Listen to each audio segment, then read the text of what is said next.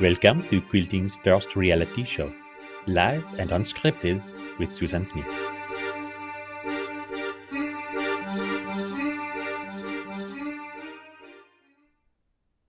Hello everyone and welcome.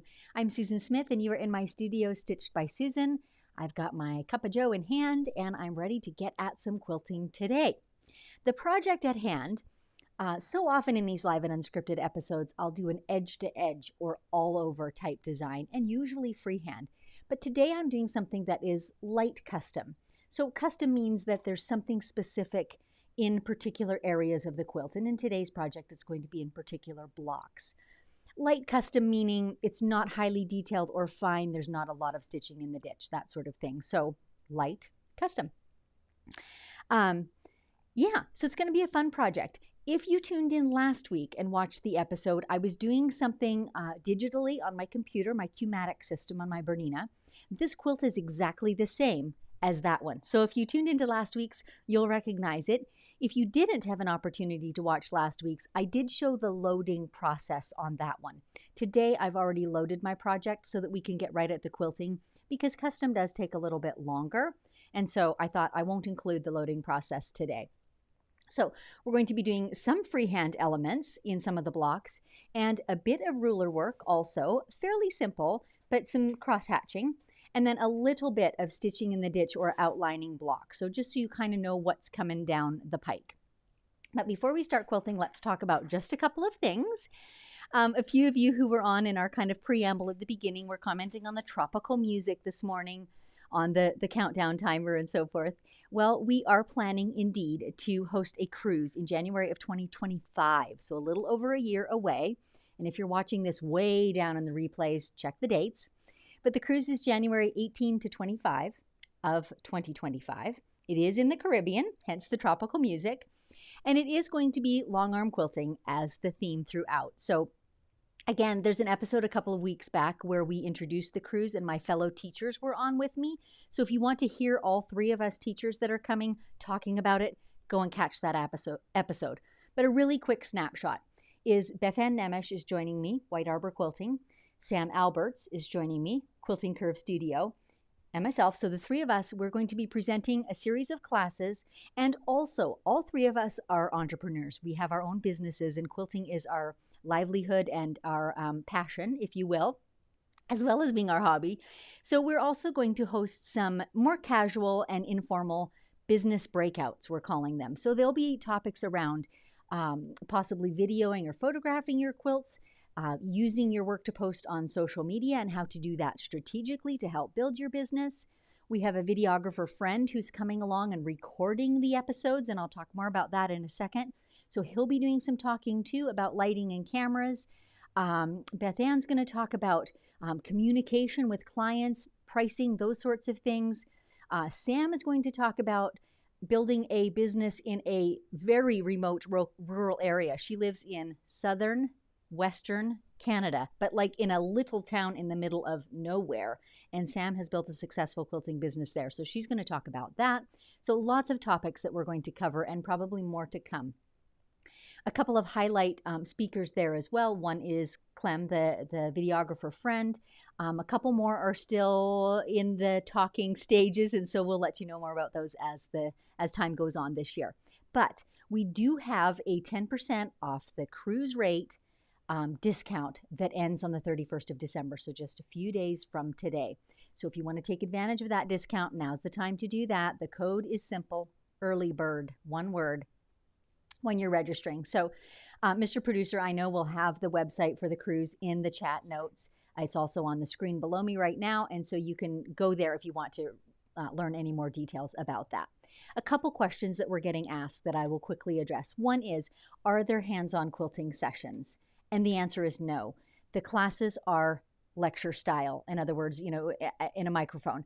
So we've got a long arm on the ship. It's going to be well videoed and showed on multiple big screens in the classroom. And also, all the classes will be recorded. And those who come on the cruise will receive those recordings to be able to review at home and watch them while they're at their long arm. So when Beth Ann is giving you tons and tons and tons of information and you're thinking, oh my gosh, this is like drinking from a fire hose, how will I remember it all? Good news is you don't have to. You get to rewatch it when you get home. So that's how we've set them up. Okay, that's the cruise. Let's see. One more thing, because I've got coffee in hand, right? YouTube and Facebook, as always, are free for the watching. But if you choose to support our show, you can do that very easily by going to buymeacoffee.com/Stitched by Susan. You can make a contribution as tiny as $5, or if you wish, you can sign up for a monthly one or an annual one. And whatever dollars come in through that, and you guys have been so generous over the last couple of years, whatever dollars come in, we put right back into our recording equipment, lights, sound, cameras, all the things. So we appreciate each and every one of you, and be watching at the end of the show because we have some rolling credits and we put our contributing members in there on a regular basis. We update that, so watch for your name there. Okay, there's that. A couple of thank yous, and I'll set my coffee aside while I do this. One is obviously to Mr. Producer, my husband Dave, who keeps all the things rolling. And, you know, as we do keep investing in cameras and lighting, there's just a lot more things, and he's learning as we go too. We were sitting yesterday watching some episodes from, I don't know, 3 or 4 years ago, some of the early episodes we did. Talk about cringeworthy. But, you know, you got to learn, and you got to start somewhere. So here we are. And probably in another 5 years, I'll look back and say the same thing about these. Who knows? But another huge thank yous to our son, Will, who does the introductions at the beginning and all the funny voices. He's such an imitator, and I love all those voices. So thanks to Will for doing that. And our good friend Dan Unger, who allows us to use his lovely guitar music throughout the episodes. So many of you ask about it. It is not available for sale. I'm so sorry. You have to watch the show if you want to listen to Dan's gorgeous music. So thanks to Dan for letting us use that. Okay, I think that's all the bits. Let's get quilting, you guys. Let's have a look at the quilt. Can we do our side camera? Yeah, there we go. Here's my quilt. It's scrappy. It's all these lovely jewel tones. Oh my goodness, so, so pretty.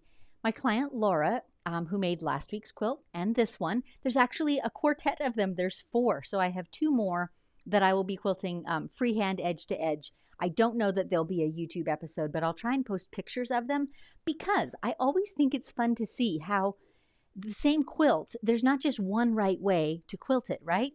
So this is a good sort of story about that. Is last week I did one with the digitized system. This week I'm doing one with some simple custom quilting. The other 2 are going to be different edge-to-edge designs. So you kind of get to see. You can do different things on a quilt, and they're all, they're pleasing. They suit the style of quilt and the colors, and it all works good.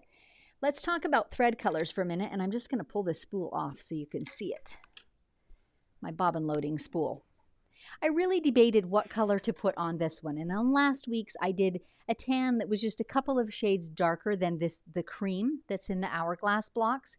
This week I decided to go even darker because I'm going to be doing some cross hatching within the 16 patch block, so there's going to be a fair bit of thread on that color. I don't know, I just thought also I wanted to change up the thread and not do it the same for all 4 quilts too, right? So I went with a deeper, going toward caramel sort of color. So it's quite a few shades darker than the cream, but still a few shades lighter than most of these jewel tone fabrics. And the way I kind of test these out is I just grab a yard or 2, like a little puddle, and I move that around on my quilt, because then I get to see single strands of the thread and say, how does this look on the cream? How does it look on the red? How about on the purple? How about on all those prints? And I was happy with the look of that across all the fabrics. When you're using the same thread throughout, that's important, right? How does it look on all of the fabrics? I don't love to just match, for example, this eggshell, because then my thread would kind of disappear there and would be quite stark against, say, the purple or the brown. So, light caramel it is. And for those who are asking, Isacord is the thread brand, 100% poly, 40 weight, and the color is 0934. And I'm using the same thread, top and bottom. So for setup, I've got my quilt loaded, obviously, on the frame. I've got Winline brand 80-20 batting, so 80% cotton, 20% poly. That's the batting I've got loaded. I have already basted up the left side, across the top, down the right. I've put my side clamps on, and I've got my magnetic bars on the front so that all 4 sides of my quilt are now stable and nothing is going to be shifting. So that's all in place. I've also got my ruler plate on. Can you see that? It's an acrylic plate. It's about so big. A ruler plate is essential, and I'll get under the quilt so that you can see it. It is like a little mini table so that you can rest your ruler on it. If you don't have that, your ruler will definitely rock on the arm of your long arm machine. So a ruler table or plate is essential when you're doing ruler work. All right, rulers, we should talk about those. I'll just be using a straight because we are doing simple cross hatching today and a little bit of stitching in the ditch. So I've got my new favorites by Quilter's Apothecary here. This is my favorite length, an 8-inch, because I can pretty well stitch from end to end of it without having to shift my hand. Like I can hold that whole ruler stable. So I love the 8-inch one. For today's purposes, I will be going from corner to corner and it doesn't quite reach. So that's when you might choose to pull out a longer ruler that would reach the full line that you're doing. The truth of the matter is, this is what experience has taught me. If I get my next ruler is I think 14 inches long. It's for sure 12. I end up having to shift my hand anyways. So to my way of thinking, it's just as easy to use this shorter one. It's long enough for all the other lines I'm doing. And for that one, I'm just going to end up shifting my ruler once. So, and then this one I have not used as much. I just recently acquired it. But it's got, can you see this notch here? And I'm going to try it out today because the advantage of this is you can line up this indented portion with your seam line. Then you've got the 1/4 inch depth of your foot and you end up stitching in the ditch perfectly. So you can line this indentation up with your seam and your stitching should, in theory, fall right on the ditch then. As opposed to when you use the straight one and you've got to mentally sort of gauge being a 1/4 inch away from the fabric, if that makes sense. So you'll see it as I'm stitching and I may go back and forth between because I may fall back on my comfort level just because it's what I'm used to. All right, let's get stitching. I hemmed and hawed a little bit about where to start because we're going to be doing something in each 16 patch block and in each hourglass block, okay? So of course on the whole perimeter of the quilt I've got half blocks and I'm going to try and quilt the same thing in the half blocks so it just looks like it's trimmed off, right? But the sort of curvy design that I'm doing in the hourglass ones, I feel like if I do some whole blocks first, I'll kind of have the anatomy of that design in my head better. And then I'll be able to go and sort of snip it in half with better results. So that's what I'm going to do. I'm going to start with the first row of whole blocks and then proceed to come back and finish my half blocks later. Possibly on the show today, possibly not. I'm not sure. Okay, have we got some close up? I want to show you guys one more thing as I'm starting here. We're coming. We're coming. Somewhere we've got a close up camera. Hang on a sec, Mr. Oh, there we go. Phew. Okay. My goal here, I'm going to get out my trusty pointer. I am going to stitch in the ditch around this 16 patch block, right? That's what I'm going to do. You've seen me lots of times when I start and stop my stitching, I will anchor it with some close lock stitches. I'm going to do one more thing with this block. If you think about it, if I start right at this point, okay, and I do some lock stitches, then I go all the way around, come back to the point, do some more lock stitches, I've got quite a bit of thread buildup then in that corner. This is just a little tip. This is not an essential or a quilting rule, but a little tip. What I'm going to do is start a little ways away from the corner, 3/8 or 1/2 inch. Now I'm going to stitch to the corner, around the block, come all the way back with no particular lock stitches at the beginning. But when I end, then I'll overlap it and lock stitch it, ending up with just a little bit less thread buildup. Is it a little fussy? Yeah, it is. And it's not a must-do situation. It's just a matter of preference. So I'm not going to start with lock stitches. I'm just going to start by putting my ruler, I'm going back to my comfort ruler. I'm going to start by putting my ruler right on those thread tails to hold them so they can't move, right? That's one of the things a lock stitch would do for you. And I'm just going to start. Oh, now I'm going to start into the corner, and I go ahead and pause my machine at the corner. I've got it set on BSR 2, which is a stitch regulation setting where the machine stops when I stop moving. Can you see that? It's still turned on, but it's not moving. However, if you bump the machine, vroom, away it goes. So I find it safer to just turn it off when I'm at the corners. Mostly I do that when I'm doing ruler work. Also, those of you who are sharp-eyed may or may not be able to see. On two sides of this square, the ditch The lower side of the seam is toward the 16 patch. On two sides of the squares, the hill is toward the 16 patch. So I have two choices there. I can either stitch outside the block so that I'm hitting the ditch on two of the sides, or I can stitch on the hill on two of the sides. And I'm opting, for the sake of continuity, to stitch on the 16 patch all the way around. So two sides are going to be hill, two sides are going to be ditch.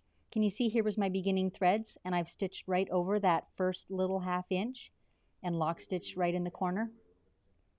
Oh, can't see? My way? Is that better? So here's my thread tails. This was where I started, right? Went around the block, continued back, stitched right back over that little stitching line, and did lock stitching right near the corner. And then I trimmed those tails, and it's pretty neat. On the back of this quilt, though, you can't see it at the moment. Some of the fabrics they read more solid. They're not perfectly solid, but... And I'm busy talking, you guys. I should have gone right into the crosshatch.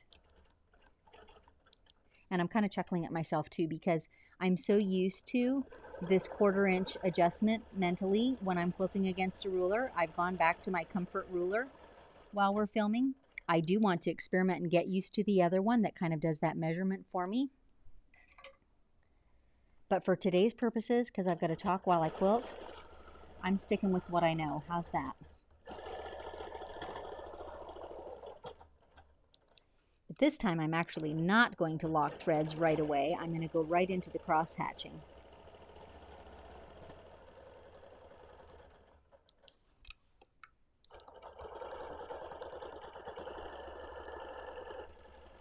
And I did stitch a little bit on the hillside there inadvertently.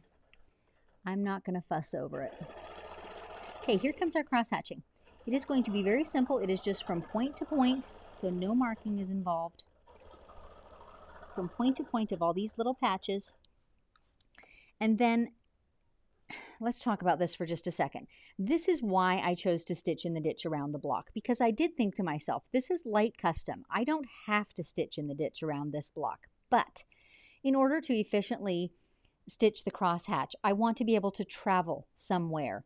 So I decided, yep, I'll go once around the block, and that way I've got an established line of stitching that I can travel in to my next crosshatch spar, if you will. If I did not do that, then I would have to backtrack over some of my actual crosshatch. Like one way or another, I've got to get to the next line. Or I suppose I could break thread a million times too. But this seemed to me the most efficient way. And what I actually did was I spread out this quilt last night just on my table, and I took my plexiglass audition sheet and a dry erase marker, and I just traveled a few different ways around the block to try and determine what do I think is the most efficient. You know, and again, that's not a have-to sort of situation. It's not a big deal if you do it different ways on different blocks. It really isn't. But to me, that's part of the fun of quilting, is figuring out efficient ways to do things. So that's a fun little perk for me to sit down and say, now, how can I get around this block without having to stop and start, without having too much backtracking, etc.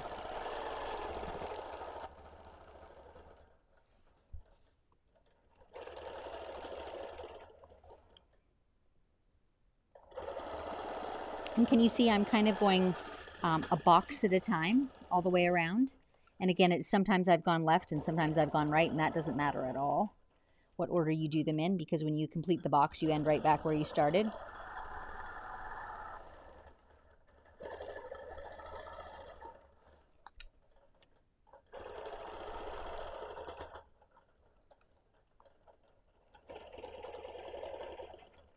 So we've ended up, if you were able to follow all that stitching, we've ended up backtracking along one whole side of this square.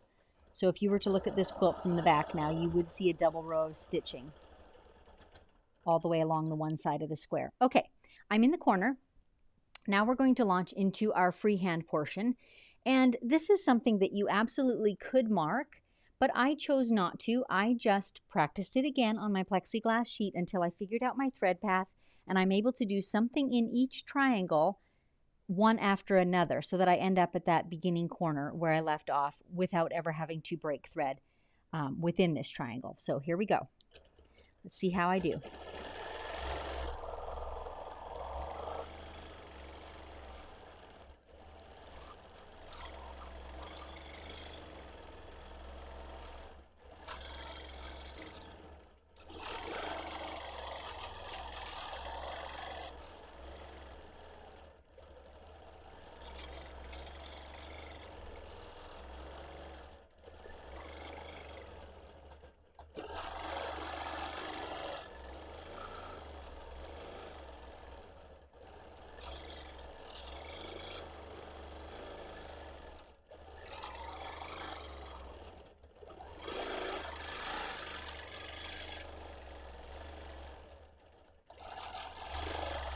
Kind of a poor point on that one, wasn't it?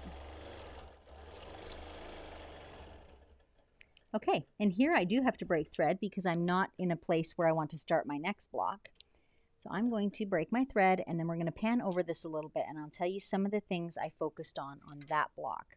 Can we see most of the block, Mr. Producer? There's pretty good. Right there. Okay. I chose to do an oval shape in here. It's not round. I know you're seeing it kind of from an angle. No, I'll move it so you can see this one by me.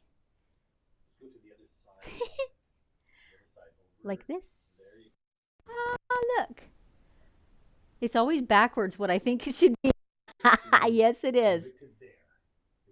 Go on the blue, he says. There we go. That's pretty good. That's good. Okay. Sorry about all that. See how this is an oval shape? Semi-oval. The reason I did that was I wanted this swirl in the middle, but I wanted to get it as far up into this corner as I could. I didn't want to leave a big old chunk in the middle unquilted because there is a seam intersection there, and I don't want that to puff up like a button on the finished quilt. So an oval enabled me to get as far up into that corner, you know, as I could. That's why the oval. And if you notice, when I came into it, I went close up to the top and I left some space at the bottom. And this I learned from practicing on my plexiglass sheet because I spiraled into the center and then I had to come back out, adding a line below it. So this is why there's wisdom in figuring out your stitching line before you get to your quilting machine. Because if you'd quilted the first one, if I had, I would have likely filled that whole thing with an oval and then went to come back out and found I had no space to, you know, exit my spiral. So that's how I did that. And I made an effort to make my curve on both sides of this seam be, you know, sort of symmetrical so that you get a nice overall look on that block. So that's it. That's our 2 blocks. So now we're going to rinse and repeat.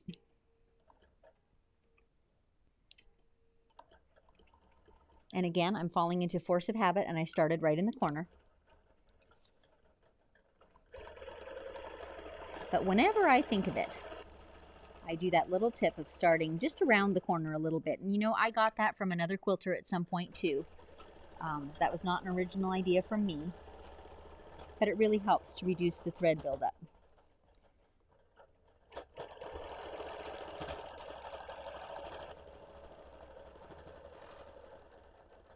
You can see how well this ruler fits my hand. It's just the right length for literally quilting from one end to the other of it without having to shift my grip. So I do love this 8-inch ruler. If you're interested in the rulers, I know that there is a link in the description. Mr. Producer, I think, has put it in the comments as well. The rulers are by Quilter's Apothecary, which is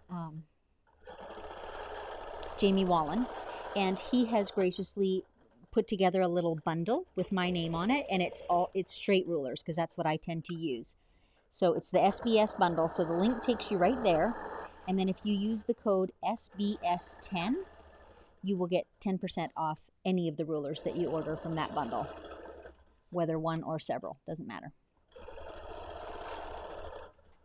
They're well-designed rulers. I've talked before about how I love a ruler with a handle that you can grip in multiple ways. It really reduces hand fatigue if you're doing quite a lot of ruler work. And I particularly like these 45-degree handles. You know, some of that is just what I'm accustomed to, and I realize that, but I definitely like a ruler that's got a handle. And if you've already invested in rulers and they don't have handles, consider using pop sockets like you get for a smartphone that allow you to kind of stick on a little handle. It's much smaller than this one is, but it's better than no handle by quite a bit. So that's an option if you have rulers that don't have handles.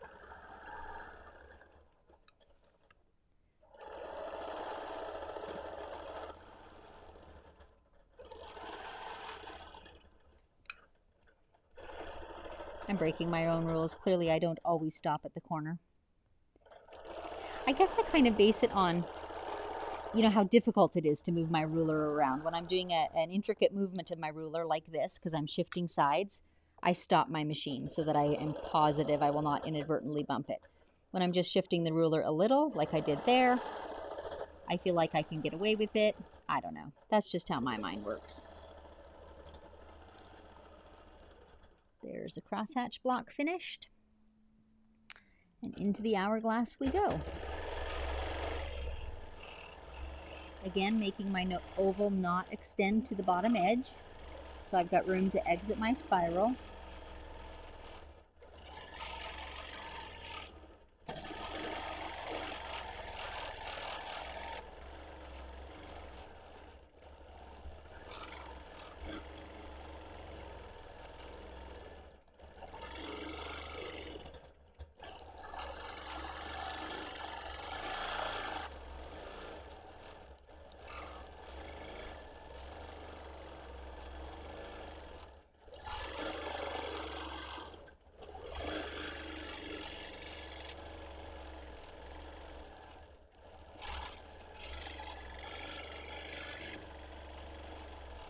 These are definitely freehand. No two look exactly identical.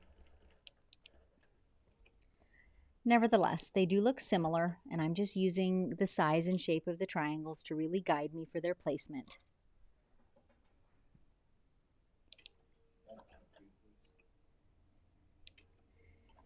I forgot to mention early on, when you do have a question, and I invite questions, when I stop to advance the quilt or need a sip of coffee, I'll stop and chat for a little bit and answer your questions.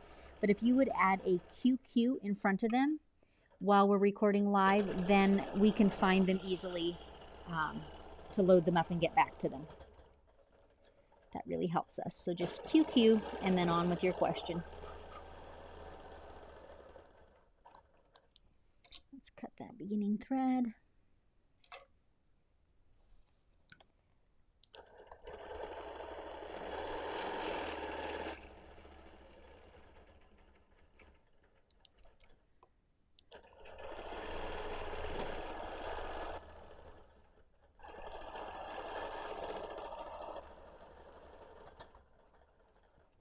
So, little story while I finish this one. One of the massive challenges we have faced over the years of doing these lives and trying to improve them is, not surprisingly, the long arm, the machine head as a whole, vibrates. And particularly when I'm doing ruler work and I don't have both hands on the handlebars, the vibration is distinctly worse. So this has been a challenge that we've tried different things on, which camera to use, which kind of mounting mechanism to use to get the least possible bounce. So I'm sure you're still seeing some today, but let me tell you, you're seeing so much less than I am. Like, I can see the camera out of the corner of my eye off to my left, and it is wobbling like crazy. But we purchased this particular camera for its ability to compensate for that and to give you a reasonably clear picture. I suspect this is why you honestly don't see a lot of long arm quilters out there broadcasting their quilting, because it is not easy to get a clear picture. Both the vibration and a bobbing needle, all those things are very difficult to film.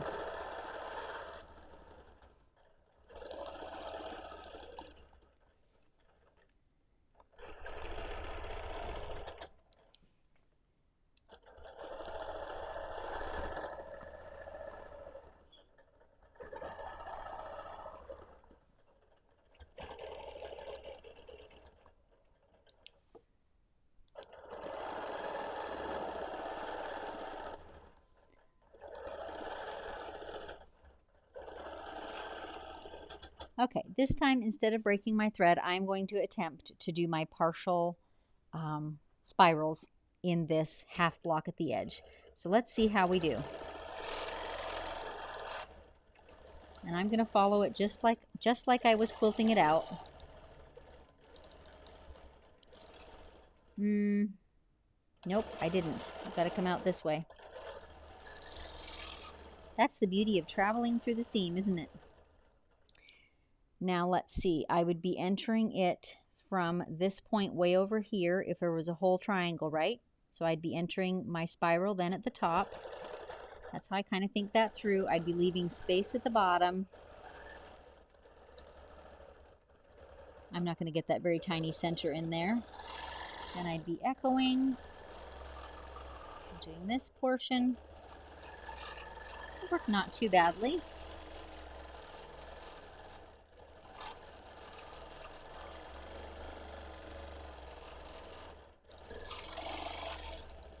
There we are.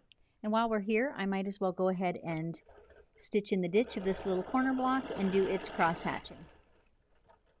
Once I have this done, I think we're going to go ahead and advance to another row for the purposes of today's show so that you guys can see the whole blocks together. But you've gotten a little taste now for what the partial ones look like. It's my effort to just make it look as though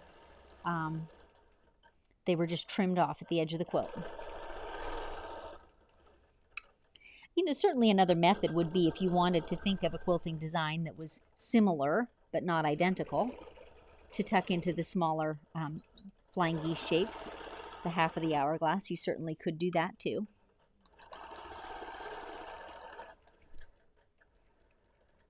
I wonder if I could do this hourglass. No, I'm going in the wrong direction. And we have one more line we got to catch here. So I'm just taking advantage of my stitching in the ditchness and traveling along to catch it. Right there. And travel in the ditch to the edge. We're good to go. Now, I'm just thinking to myself, if I go ahead to the next row, here's how my thoughts are going. What happens if I do my next row from right to left? Just to challenge myself a little bit. If I want my spirals to all move in the same direction, so let's look at this whole block because I went clockwise around it. If I want to go clockwise around these blocks and I want to be quilting this way, then I have to enter them at the bottom corner. Does that make sense? Is that too much mental calisthenics for me? It could be. It could be.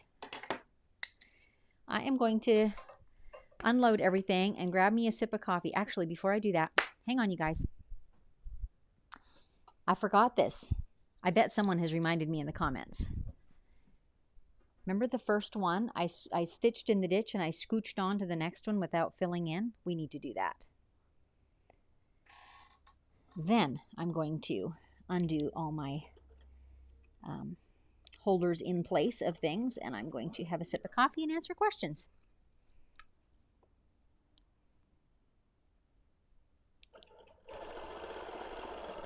I'm just thinking to myself, I wonder, and I don't know the answer to this, but I wonder if I could do that whole outside perimeter without stopping. I don't know if that is the case or not, but I may try it.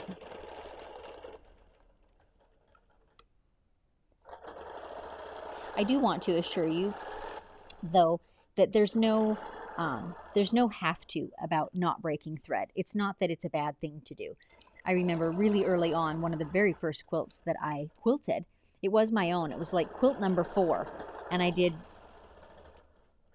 I wouldn't say highly detailed quilting on it, but something different in each block. And so it had a ton of stops and starts. And I thought to myself, oh, I wonder how many rules I'm breaking by doing this. Like, have I got to sit here and figure out a way to not have any thread breaks? And the answer is no, you don't at all. I just do it because it's fun for me to figure out how to get around this crosshatch, for example, once without breaking threads. And, you know, whenever I can, to go from block to block to block. But there's nothing wrong with breaking thread if that's what's easier for you. If you do a little lock stitch, Or if you really don't want them to show, if you do a little tying off and burying stitches, it's not going to compromise the quality of your quilt. All good.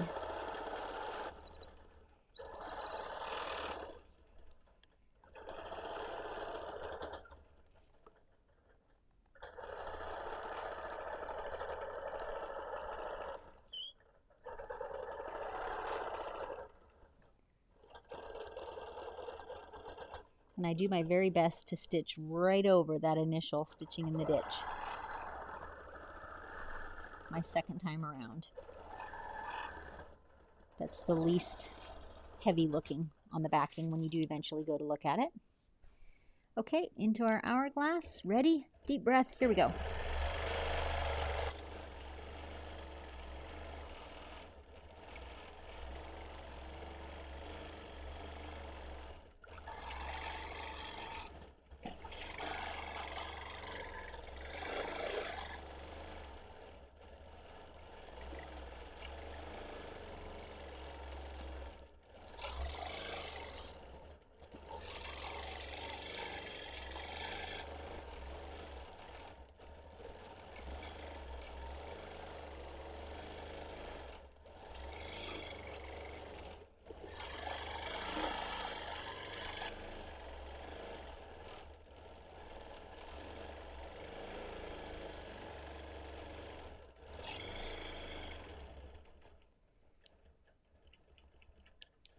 There it is. Row 1 complete. Okay. Bring on your questions or comments or suggestion points and let's talk. Let me grab my little cup of coffee, my Mexican cup of coffee. Let me know what you think of the design choices too, honestly. I'm all ears. Okay, we got some comments. Jenny, does it matter if the threads build up on the edges, or is the thread chosen thin enough it won't be obvious that there was lots of backtracking? So if you mean out on the very outside basted edges, it doesn't matter to me if it builds up in there at all, because that will be enclosed in the binding. If you mean on the block itself, there, you know, I'm using 40 weight thread, which is not super, super fine. So if you don't like the look of the backtracking, you could go with a finer thread, like for example, a Glide 60 weight thread, and it would be a little lighter weight. But in fact, I'm only stitching over twice. I mean, one of the places where I missed a line, I did 3, but I'm not doing 4 or 5 or 6 backtracking lines. That would look quite heavy, right? So I did sort of think that through in my working on the plexiglass sheet, like how I don't want to backtrack 3 or 4 times in some places and none in others, right? But as it turned out, the only backtracking is along one edge, and all of it has one set of backtracking, so a double line of stitching, and I'm fine with that. Hope that all helps. Laura O'Hare, what is Q-matic? Q-matic is BERNINA specific. It's their brand name for their computerized or digitized system on the Q series machines. So that's different from brand to brand. You know, Gamble has Statler Stitcher. They're different names on different machines, but they're just the digitized computer belt driven stitching. And that was what I did on last week's version of this quilt. This in relation to when you were showing the tabbed ruler with the notches. Oh, okay. Someone's asking about the tabbed ruler. Susan, on the other ruler, I think you would line up the tabs on the seam so the ruler part would still be a 1/4 inch away from the seam, allowing the needle to go perfectly in the ditch. I think you're right, Sue. You said the right thing, you did wrong. Gotcha. So in looking at my ruler, if I move it around, you can see a little bit, especially if I put it over the Bright Cave quilt. See the little tabs? So the edge of the tab would come against the seam allowance, and then allowing for the space of my hopper foot, I would then be stitching right in the ditch. That's the goal of it.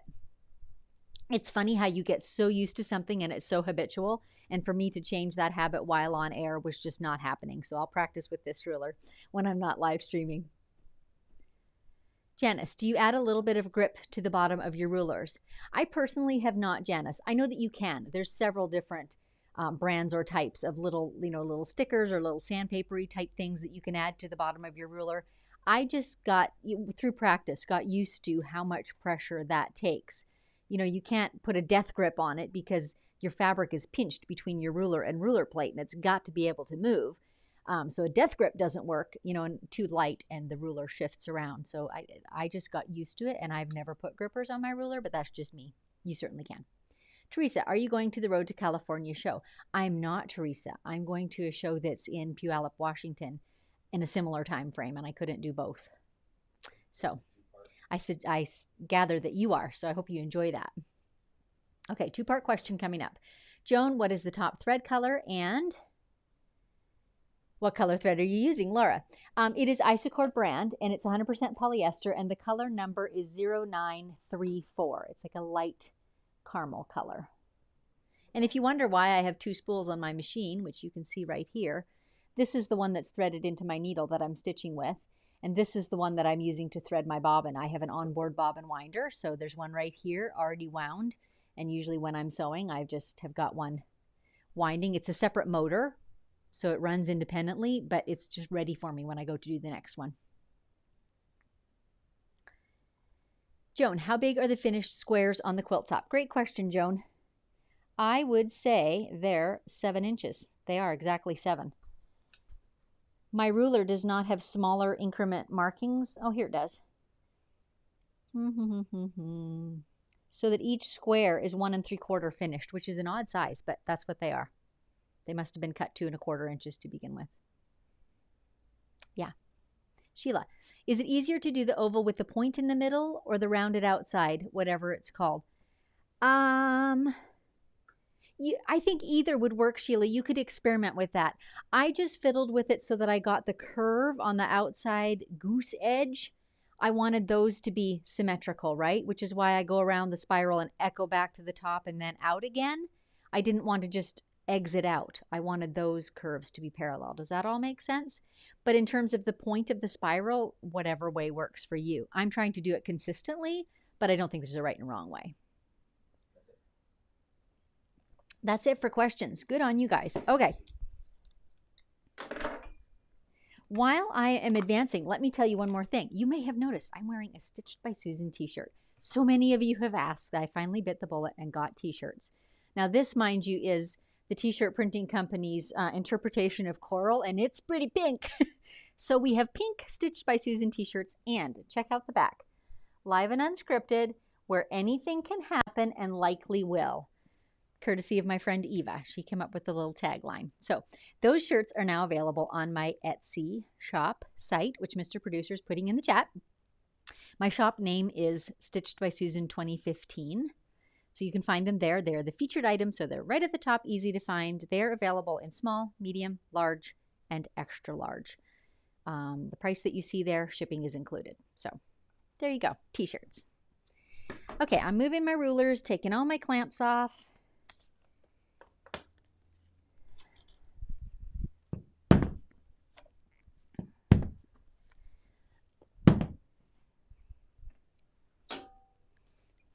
I'm only going to advance actually a little bit because it's easier to do ruler work, honestly, if it's not at arm's length. So I'm not going to worry about doing full advances. I'm just going to advance enough for each row. And I don't even have to add basting this time. Actually, my basting reached down almost to the bottom of these squares.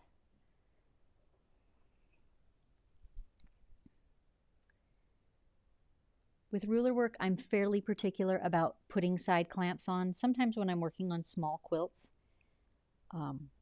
if they're tiny enough, I can get away, honestly, without the side clamps. But with ruler work, what's the word I'm trying to use? Invariably, that's the word I want.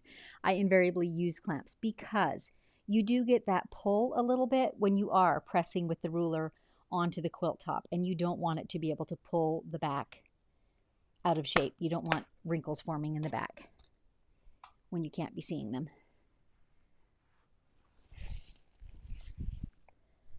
Okay, so that was an easy advance, wasn't it? I'm smoothing down the front of my quilt. I am checking, as I always do without even thinking about it, but I should mention it to you guys. I always look down this rail.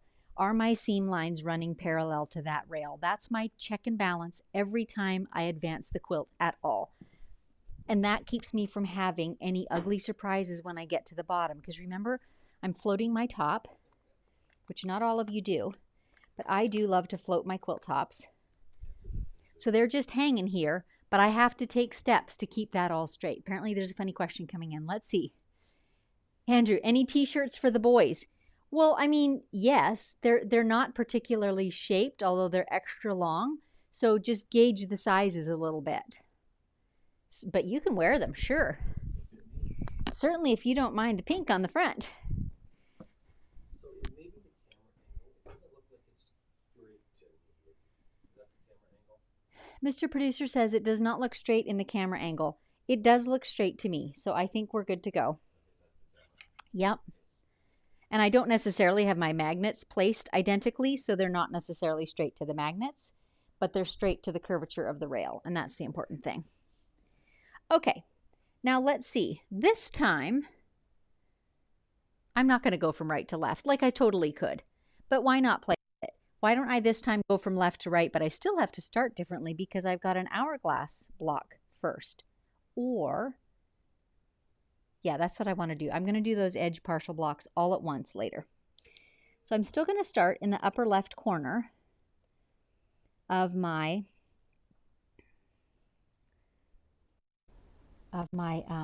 16 patch.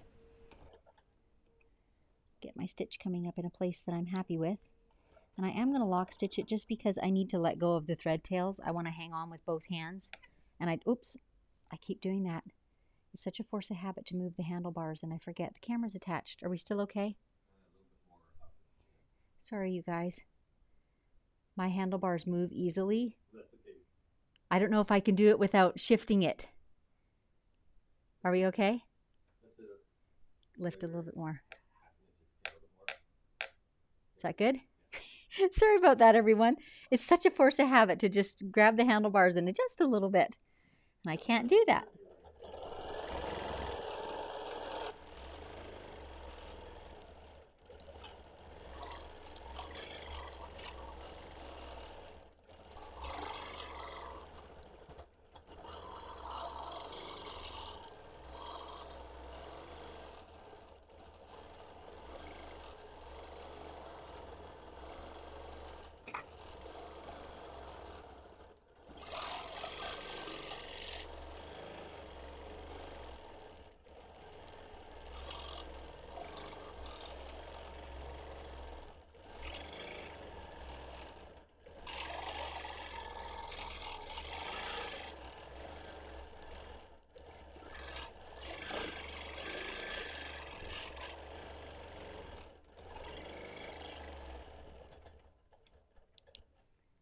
To the corner, and now our ruler.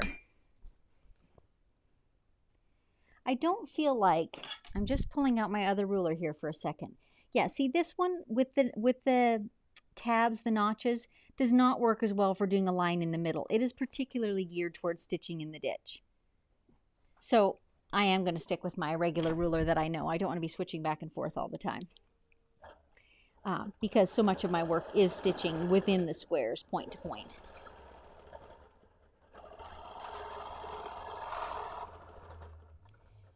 I did not do my going around it, did I? We'll do that the last thing.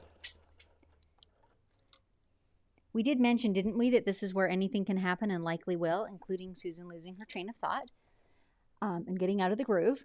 But it's not a bad thing because you see now, it does not drastically matter what order I do this in. In general, I do prefer to do my single lap around first because then I can follow that line of stitching when I am doing my backtracking. But it's not a have to. And so if you forget and do it out of order, it just does not even matter.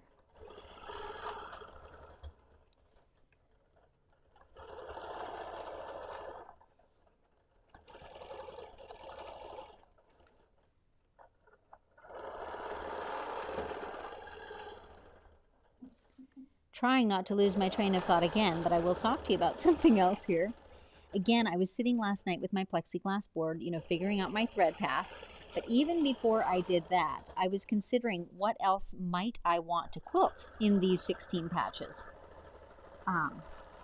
Those of you who have been students in my master class know that there's one lesson called Curves Many Ways, I believe I called it. And it has to do with sort of variations on cross hatching. So whether it's an orange peel type point-to-point arc, or whether it's an S curve from point to point, there are other ways that you can quilt patches, multiple squares like this, that work really well in terms of continuity, in terms of not backtracking and just point to point to point to point until you're done. It's kind of cool actually how they work. So that was an option, and I did consider that. I thought, what if I do, you know, curved lines in here? And I was looking at the S-curve ones particularly. I love the look of them. But I decided that I quite liked the juxtaposition of the square cross-hatching against, I just liked it, against the curvy spirals.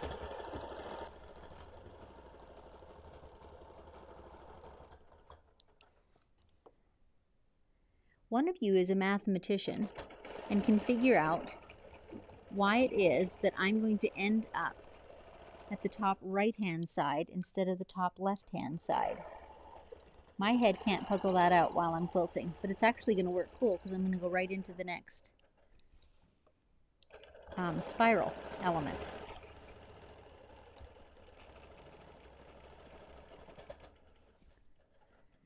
And here we go.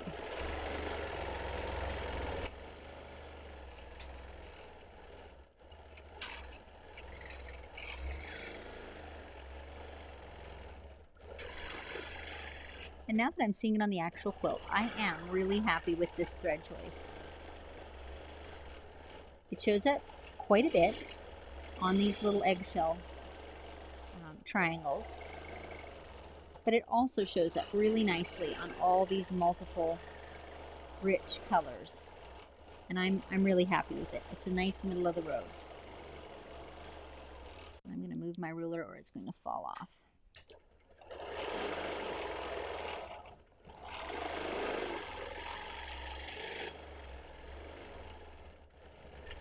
And can you see when I do these spirals, I'm really not zooming around them, though I could. You know, they're long, smooth curves.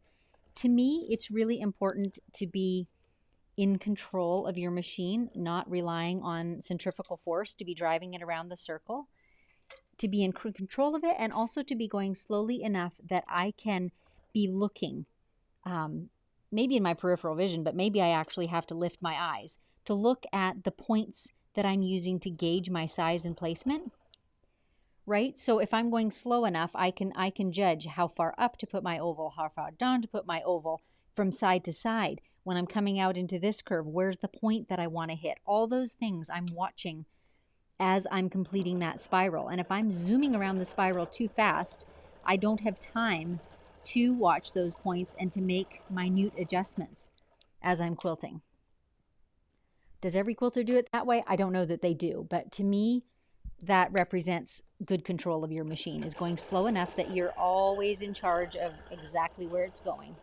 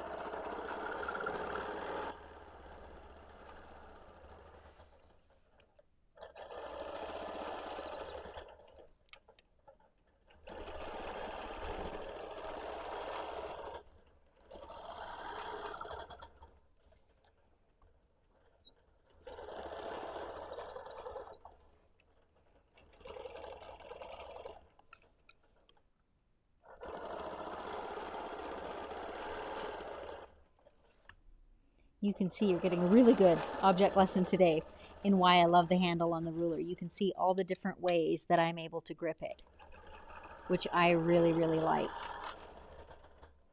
Now, this quilt is not horribly complex, obviously, but if you're doing quite a lot of fine, detailed ruler work, if you have a ruler that is only flat and you can only hold it with downward pressure, it gets really, really tiring. The handle makes an enormous difference.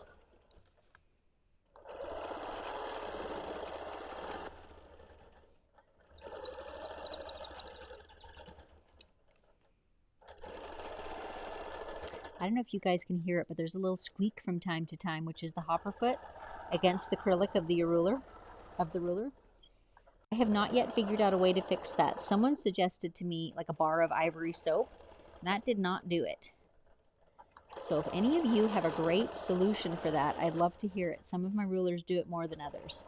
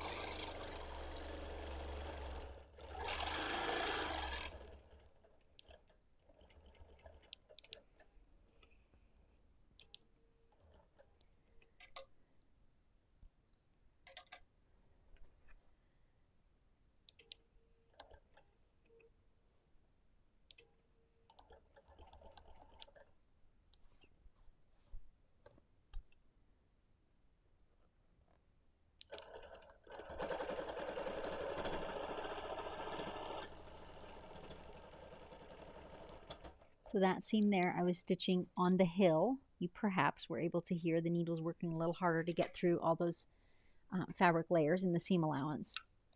But it actually looks quite good when it's all said and done. And I mentioned earlier I had a choice because two sides of every one of these squares, the 16 patch, two sides it is the ditch, two sides it is the hill. So my choice is either always choose the ditch, so on two sides I'll be within the 16 patch and on two sides I'll be without it in the cream colored, or I choose to do all the stitching on the 16 patch, and that's what I am doing, and I'm just being consistent throughout the quilt. Either way would work. So two sides my stitching ends up being on the hillside, but what still happens is my square is nicely defined, so I'm happy with that, with the look of that.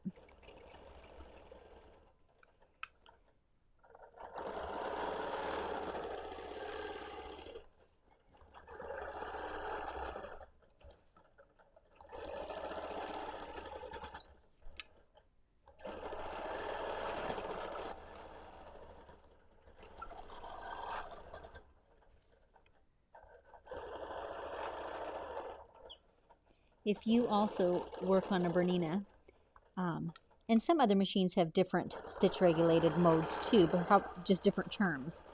But in the BERNINA case, we have a BSR 1 and a BSR 2.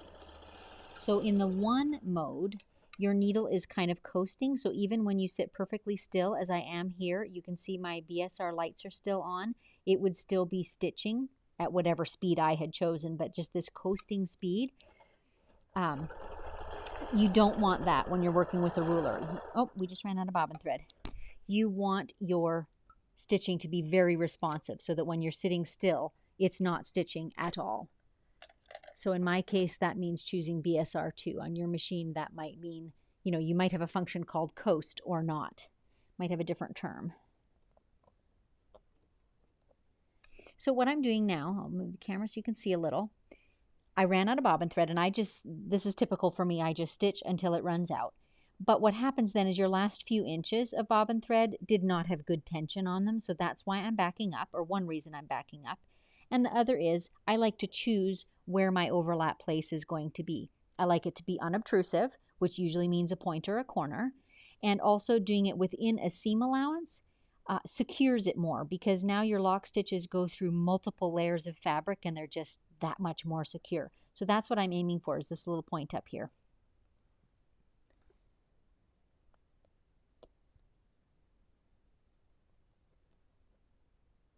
So I'm going to leave a couple stitches after it. They'll get overlapped. Trim my threads so there's no lock stitching now on those ones that are undone. So I must put lock stitching in my new ones going down to anchor that really well. Either lock stitch it well or overlap, you know, more. Either one would work. I'm really struggling with finding my bobbin under here blind. Funny. Okay. Let's go to the other end, actually. Mr. Producer is suggesting that. You can see me doing it a little bit. And when I do change my bobbins, and I don't do it with every bobbin, but usually with every second one, I will drop in some fresh oil and do a little lint check. So let's go ahead and do that. You might as well see that being done today. I don't always do it on camera. So before I put my new bobbin in, I will do the lint check. I just keep this lovely fluffy little brush. I actually have more than one laying around. For me, it's as simple as just popping off the foot plate. Some machines you have to unscrew that, but it is important. Sorry, what, Dave? Oh. Do you want to see my little plate, how easy it is to get off and on? It has a little target marking on here. So it snaps into place and it snaps off the same way. I just push on that target and it pops right off. So then I just run my brush around this top end. I will often turn the bobbin a little bit too to see if there's any lint catching in there. Sometimes I will use an aerosol air spray for just a second or two, not long. I don't want a bunch of moisture in there, but it can blast some of that lint out. I have another stiffer brush that I sometimes use too, whatever's close to hand. And then for my Bernina, it's just 1 drop of oil right there. And then watch this trick. Notice that I've unthreaded my needle and I've got my stitch regulator on. So if I turn my machine on, you can see the little cameras come on, and if I run my finger over once, it just stitches a little bit, distributing all the oil. Now we're good to go. Thread my needle again. It's funny here too, you get so accustomed to exactly, you know, where your hands are positioned and so forth, and when I have the camera on, everything's just a little bit different. So when you see me fumbling, it's not because I don't know how to thread a needle, I promise. Back on with the throat plate.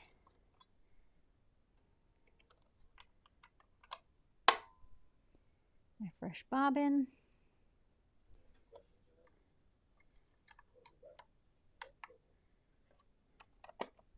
I will happily take some questions. I'm just going to set my next bobbin to winding so that it's ready next time I need to change.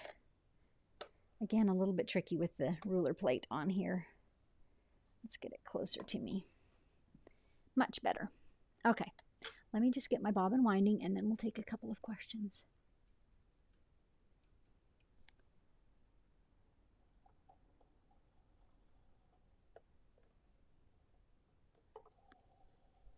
Okay, cup of coffee in hand. Questions? Christy, Susan, what is the shirt size you're wearing? It is a small. And I would say the sizes run fairly true. Laura, the isocord color, would you say it's similar to Glide Cashmere? I can't answer that, Laura, because I don't use Glide very often and I don't have a very big selection of colors and I don't have that one. So I'm sorry, I can't help you. There's a story on this one. Okay, there's a story behind this question. I answered this one and said, rotate them, which you'll understand. Okay. And then I tried to do it. Can you guys hear Mr. Producer talking? Okay, let's... So I stuck them together and I want to see how you get them apart. Okay. Jana, I bought 4 of those magnets. 2 are stuck together, and heck if I can get them apart, but they work really good. I know how Okay. I got them apart, but how did you get them apart? Did you twist them, Dave? I can't twist them.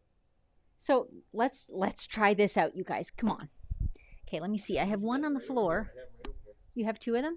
Yeah, they're already together. And you really can't get them apart? No. I mean, I can if I use a screwdriver. I've never... How interesting, Laura. Like, I've had them stick together, but I guess they've never been perfectly straight when they've stuck together. Because that would have been my first solution, too, is push on one end and force it to rotate. And I can't get it either. So Mr. Producer's saying he had to do it with a screwdriver. Because they do have open end. Where am I off camera? They do have open ends, so you should be able to wedge. So use a screwdriver, stick it right in here. And pry. Like that. It's not easy. Or, watch fingers. Or, stick them in sideways and see if you can do this. But I couldn't get grip. Apparently this is super, super, super difficult. It is not easy. The moral to this story is don't let your magnets get together. It's funny because mine have stuck together, but I'm thinking they might be maybe not face to face, but back to front, if you know what I mean. Because I've gotten them stuck together before and been able to get them apart just by that sort of making them twist. So I'm sorry about that. Gosh.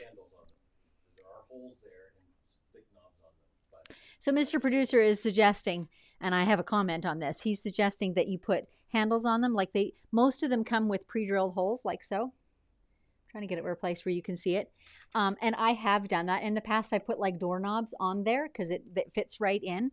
And then you've got something to grip onto to pull. However, I don't think you could pull hard enough to get apart what we just had. And I stopped doing that simply because they kept coming loose and coming unscrewed, and it drove me nuts. So I've chosen to just slip my finger under there to pull them off. But there is that option if you're more comfortable with the handles. more questions, dear? Oh, there's more questions. Don't stop. I'm so sorry. Laura, so now that you've had your Bernina for a bit, how do you like it over the Gamel? Do you miss her? LOL. Well, I don't miss her, Laura, because she's still sitting in the next room. So I don't miss her. But do I miss sewing on her? You know, I don't think so. There are certainly things that are different. Like, for example, the wheel for turning the rails on the Bernina is different and not maybe as smooth as the Gamel. Is that a very small thing? Yeah, it is. The Bernina stitches like a dream and forms beautiful stitches. I didn't have trouble with my Gamel, but the Bernina is just, it's more like a sewing machine a little bit. And the Gamel was a little bit more industrial. So it's just, it's different. I honestly don't have a strong preference one over the other.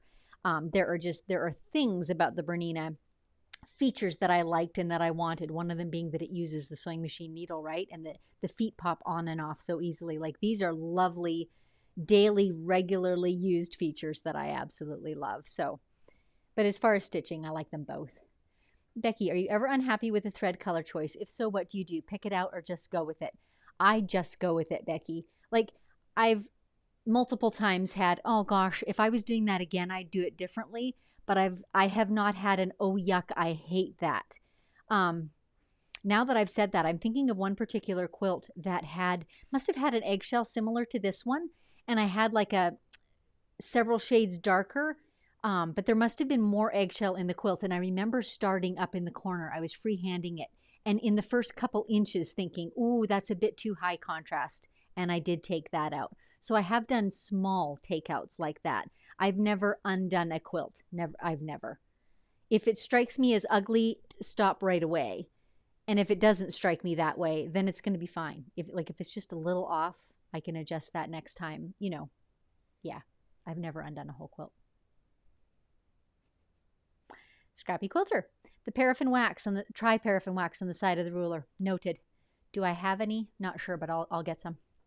Sheila, I've been told that the squeak comes from holding the hopper foot with too much pressure against the ruler. I lightened up when it was happening and it did do better. You know, I'll give it a try. I think I've stitched ruler-wise enough that I know how much pressure to put, you know, to stay against the ruler, because you don't want to be wobbling away from it either. But I'll give it a try. I'll give it a try. Amy, when in stitch regulation, do you always leave it set to needle up when you stop, or do you ever set it for needle down? My machine, I've got my number 1, my stop start button set for it to end on down. So when I've been stitching along a needle regulation and I push stop, it stops with needle down. That's actually my preference, because then I can roll my quilt and it's down, or I can go do something and I don't bump it and it doesn't move on me inadvertently. I prefer to stop with it down. And then I have a one-click button to raise it up. Megan, where do you get the magnets? I got them at a Harbor Freight, which is just a local but chain hardware store. So that's always an option. And they're just the type that shops would have for tools or even kitchens for hanging knives up. They're about an inch wide. They're just bars. Doesn't matter the brand. If you can't find them locally, I do have a link in my description for purchasing them on Amazon. They do have them. Of course they do. They have everything, but your local store probably does too. Donna, I've missed it, but what is the brand name of the straight ruler you're using? It's Quilter's Apothecary, Jamie Wallen. So Dave has put his link in the comments a couple of times already, because if you go to his site, he's got a bundle of straight rulers that he made kind of a collection for me.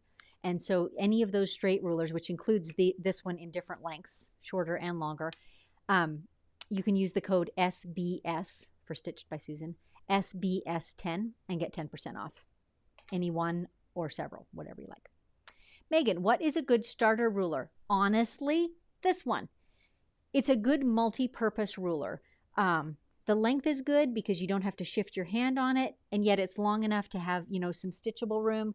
I don't have his others out, but I have a little tiny 4-inch one, for example, that's lovely when you're doing something tiny on a border or close to the edge or small applique pieces. But this is a better all-purpose one. And this honestly even works for gentle curves. It just works as a barrier, you know, for quilting around, and you can move it. So great ruler. I had a different brand, but the first ruler I ever got was similar in length and had a handle, and that's the only ruler I had for a long time, like many, many, many quilts. And it's a good starter ruler. Marion, where do you get these magnets? Okay, we answered that one already. Your local hardware store, or in the description below this episode, there's a link to them on Amazon as well. Florence, I'm new at long arm. Is ruler work hard? I've only done free motion. Ruler work takes a bit of getting used to, I'll be honest, Florence. There is that, whoops, drop it. There is that learning curve of like learning how much pressure, because your long arm is underneath and your quilt is between, right? There's got to be, you've got to move over the quilt. The machine is moving under there. So you can't press with a death grip. And yet, if you don't press hard enough, your ruler moves when you're quilting and you get a wonky line. So somewhere in there is the balance. So I suggest you just start doing it and you just get the feel of it. It's just a thing that you get used to. But it's not difficult. And ruler work can be very helpful in this way. It's quite precise, right? So if you quilt some areas, like one of the first quilts I did had kind of chevrons on it, quilted with a ruler, and then I did freehand stuff in between. Because the ruler work was pretty precise, it all looked straight and even and beautiful.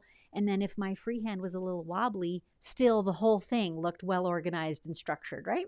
So ruler work can be very helpful in that way. More questions? Paige, I love you live. First one I've watched. How do you load your quilt to your frame? Zippers or magnets?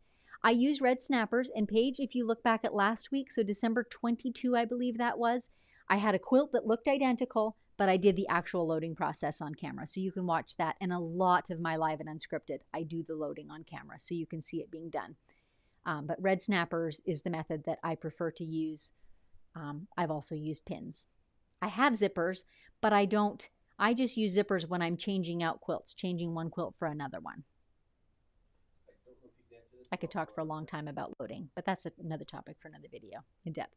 Carol, do you know the name of the person that makes quilting stencils with a Cricut? I don't. I'm sorry, I don't. There are so many quilters out there that make rulers and tools and stencils, and I don't know that off the top of my head. Most of the ones I know have them mass produced by a company that just makes, just makes rulers. So sorry, I can't help you there. Okay, that's it for comments. All right, you guys, let's get back to joining. So remember, I'm joining at this corner. We're getting the close camera up. Hang on a sec. There we go. This is my corner I want to join at. So I backed up my stitching till I have just, 3 or 4 remaining there. I'm going to do my anchoring stitches right at the corner. I'm going to do some lock stitches in that seam allowance, in all those layers. Those are never going anywhere. Then I'll trace over these few that remained and then just continue on with my ruler stitching. I'll try to get to a place where you can see it.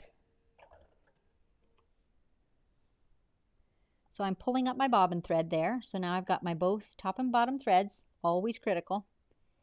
Hang on to them if I can catch it. There we go. I don't know if you could see. When I do lock stitches, I do move my machine a little bit.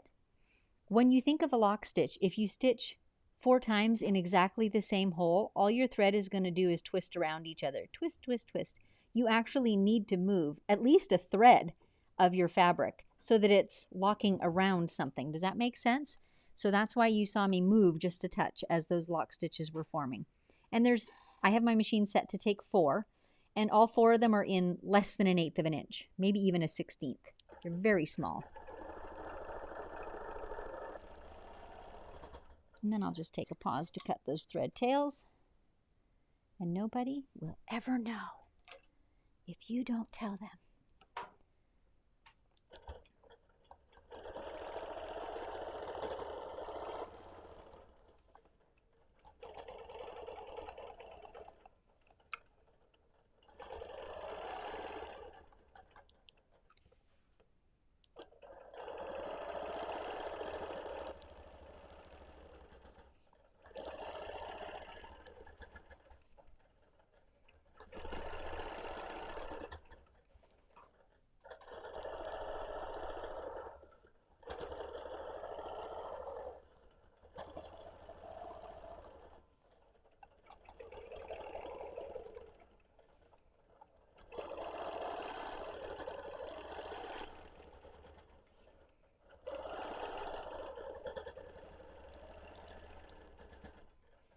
Ruler aside and into our spirals.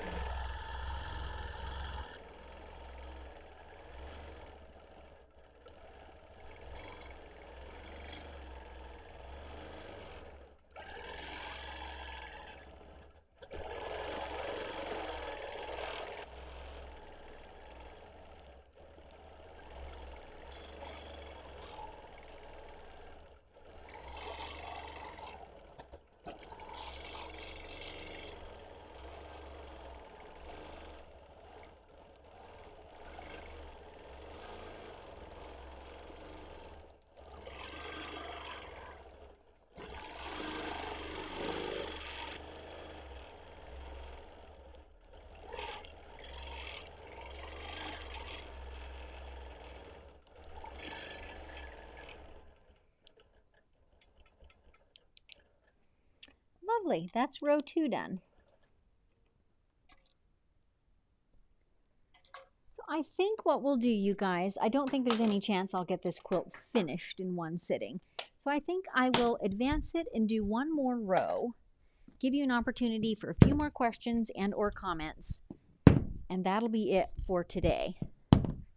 And then over the next little bit, could be a week or 2 of time, as I complete the other 2 quilts that look like this one, I'll post pictures of those as well on my various social media accounts because I think it will be interesting for you to see. So if you're just tuning in and maybe missed this story, let me tell you. Laura, who made this quilt, she makes a lot of quilts for an Alzheimer's clinic, for a hospice, for a cancer care center, lots of quilts to give away, comfort type quilts. And she often does repeats because that's, you know, a good way to get several done quickly. And so in this particular one, there are 4 of them that are all similar fabrics and all pieced in the same way. And so it's kind of a fun experiment to quilt them in different ways and just show different ways you can treat what looks like the same quilt. And so last week, December 22, I did one on my Q-matic, my computerized system. And then this week I'm doing one that is light custom, and then probably not on YouTube, but in my own quilting time, I'm going to be doing the other 2 in something that's freehand and edge to edge, but they'll be different. You know what? Let's not put our clamps on there yet. I should baste first. And this, by the way, I've talked about this before, but it bears mentioning again. I don't usually put the tension on my clamps. We can see me, yes. I don't put the tension on my clamps until I've basted my layers together. I know some quilters do. They before they do any stitching at all, they clamp their backing so that it's taut. But I feel like I want the same amount of tension on my top and my bottom. So I make sure that my backing is smooth, absolutely, and my top is smooth. Then I stitch the layers all together, and then I put the tension on the side. That's my reasoning for that. And I think it's sound. I don't think I want more tension on the backing than I do on the top. I know I don't. So that's my method for achieving it, is to not clamp until all the layers are stitched together, anchored together.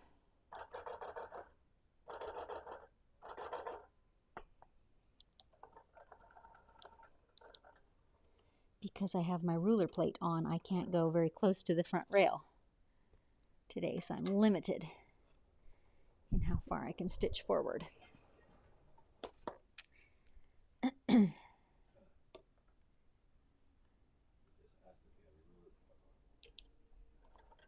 So someone is asking if I have my ruler foot on. The answer is yes, and the answer is yes, you need one. I don't think I mentioned that at the beginning, so I should now. To do ruler work, you need several things. One is a ruler plate, which is the acrylic little mini table you're seeing that I attach to my long arm nose. And sometimes they're metal. I've even seen wooden ones. They can be whatever material, but they're like an extender. So, you know, I've got this table that's, what, 12 inches by 13 or 14. You need that as a base for your ruler to sit on. You also need a ruler foot, and this is not an option. This is necessary. It's a thicker foot so that you can stitch up against the side of the ruler without stitching over it, bobbing over it, because most of these presser feet hop. They're often called a hopper foot for that reason. They hop with each stitch. You don't want them to hop up over the ruler. Am I able what, Mr. Producer? Okay. Mr. Producer suggests that I come off the quilt and show these things. So why don't I do that? I'll come off the edge. Okay. So now you can see my ruler plate, right? It's just an extender. This is my regular long arm nose right here. And this is the extender. It just snaps on and off. And then this is the wide ruler foot. It's a 1/4 inch, like the depth of it. And even if you're stitching at a domestic machine, you will always want to use a specific ruler foot. It keeps that, keeps it from hopping up over the ruler. And on my machine, this is not true of all long arms, but on my machine, I have an up-down feature on my foot. So do you see how my foot just went down, up, down? When I start stitching, it automatically goes down, but I lowered it with the push of a button. And I always do that before I bring my ruler to play, because if it's up, do you see how I can slide under? No faster way to break needles and make a mess of your tension than stitching over a ruler. Well, and break the ruler too. So important that if your hopper foot has that option, that you have it down before you bring your ruler into the picture.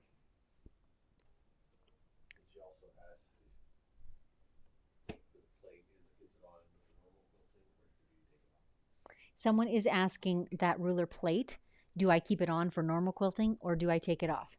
I take it off because it's so much larger, it reduces my quilting space. Like I can come forward almost 3 inches less, definitely 2 inches less toward the front of my machine, right? And it's just because it's wider, it limits how far forward I can come. So I take it off because I do a lot of freehand quilting and I want the throat space. But in terms of stitching, it makes no difference. So if you want to leave it on, you absolutely can. I've got both my straps on. Yes, I do. And my magnets. I'm just running my mental checklist. It's like a flight check here, people. If you guys have watched me live before, you know I frequently forget things when I'm deep in the throes of talking about stuff. Like now I'm in a basting stitch. Let's change that.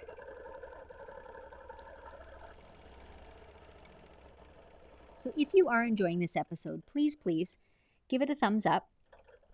Subscribe if you're new here, and particularly click on the bell if you would like to receive notifications of when I am going live.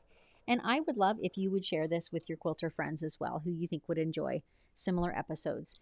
The Live and Unscripted is always live streamed. It is not edited, so you get to see things in real time and real problems that happen and real challenges that arise. And the t-shirt I'm wearing does say that, Live and Unscripted, where anything can happen and likely will. I mean, over the years, some crazy things have happened, let me tell you. It's a good day when there are no thread breaks, but it's not a common day.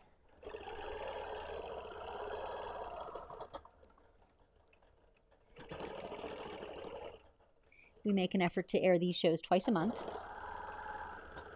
But in fact, we were just on a week ago. So I think you got 3 in December.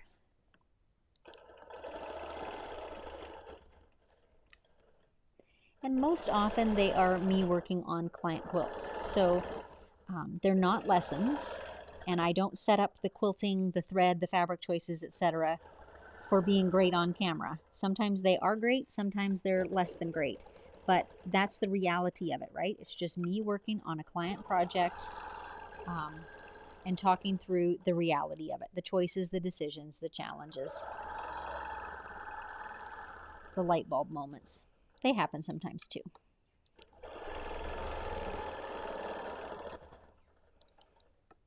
Of course, the beauty of you coming and joining live is you can ask questions while we're on air, and I will answer them. And sometimes those of you in the audience will actually send me reminders. You forgot to put your side clamps on. And I appreciate those viewers, let me tell you.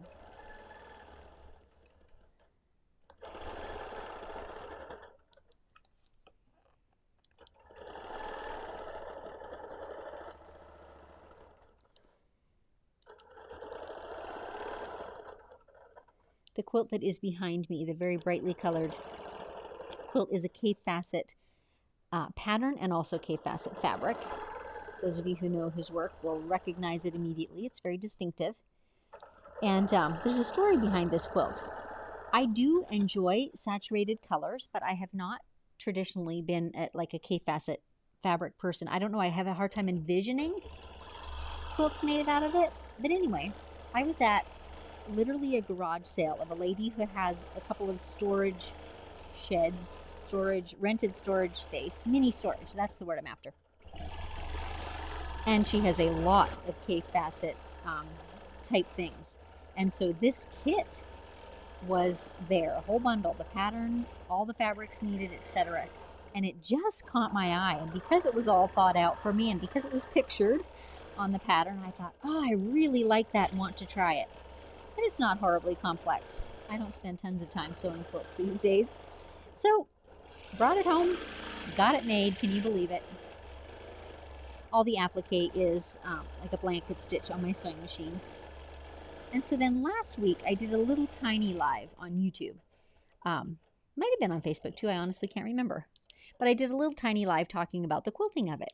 Because, of course, that was a whole nother thought process. Like, what color thread do you put on something that colorful?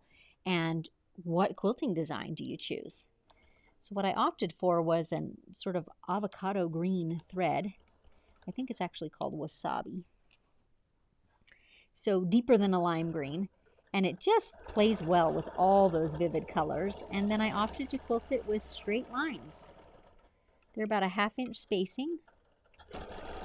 And I felt like the straight lines, you almost don't notice them, right? And that was kind of my goal. I don't want any more pattern or design or anything floral to take away from the stunning florals that are in the fabrics. I just want something to highlight it. And so straight line quilting it was.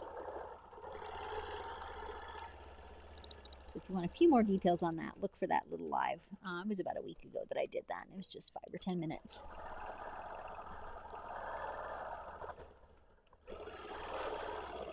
And I realize if you're watching this much later, a week ago won't help you. It was in about mid-December. And it will have Cape Facet in the title.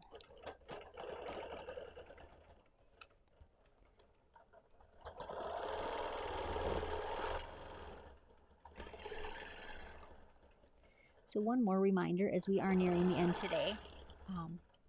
Our machine quilting cruise, which is taking place in January of 2025. The early bird special discount for that is expiring the end of December. So you have a few more days where that is available. There are definitely still tickets available, but that 10% discount is only available till the end of December of 2023. So you just need the code EARLYBIRD, all one word, at checkout time to grab that. If you want more details on the cruise, I know Dave has put the website in the chat window a couple of times. There's lots of details there about the teachers that'll be there and the types of class content and all the different rooms that are available and where the ports of call are and all the things. So it is a 1-week cruise. There are 4 days that are in ports.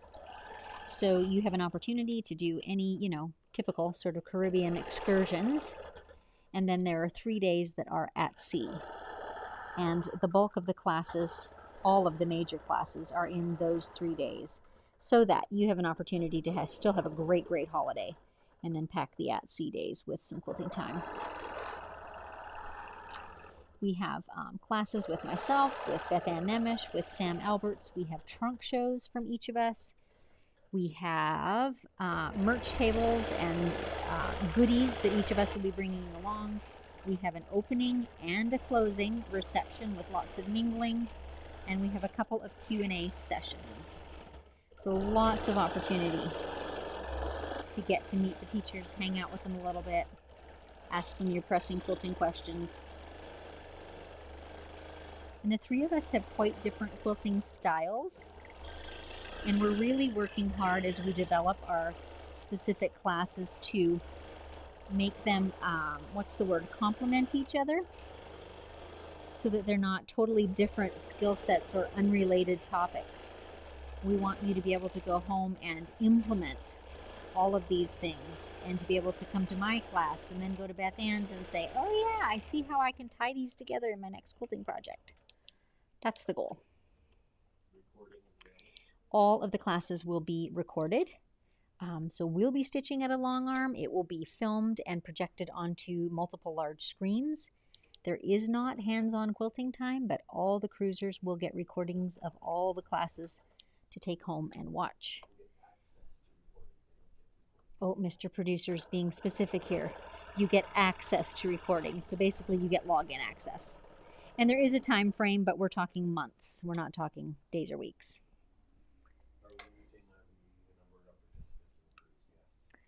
Someone is asking if we're limiting the number of participants in the cruise. Yes. We have a book is not the word I want, a group of rooms that are booked. And so yes, there is a limit. And we also have, I don't think I've mentioned this today, we also have VIP tickets available with some extra perks. One of them is front row seating in all the classes. Oh, there's some extra little goodie bags and things like that. There's a smaller luncheon with all the teachers, so just a more intimate chance to get to meet the teachers and chat with them. A few different perks available for the VIPs, and that too has a limit. I believe it is 40 in the VIPs.